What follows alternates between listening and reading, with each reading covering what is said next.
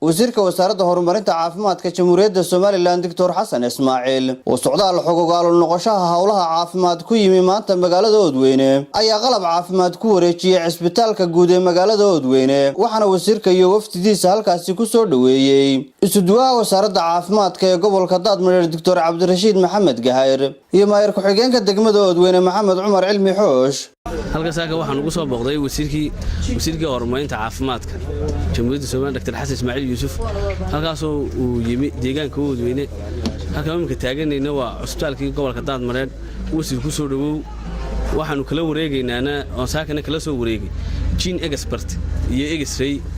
ay noo keentay intii bidii wasiirku ku mahadsan yahay wasiirka wasaaradda horumarinta caafimaadka aad wasiir waa gobolkaagii ku soo dhawow wasiir ku leenahay wasiirkii caafimaadka jamhuuriyadda Soomaaliland iyo wafdi hogaaminayo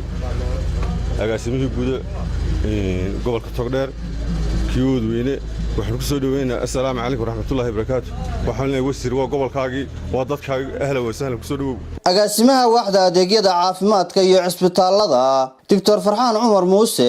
iyo agaasimaha shaqaalaha Sayna Maxamed Magan ayaa iyaguna halkaasi ka warbixiyay qalabkan ay wasaaradda horumarinta caafimaadku soo gaadhsiisay magaalada Oodweyne runtii waxaan noo sharafa inaan maanta qalab badan aan ku wareejinay gobolada bariga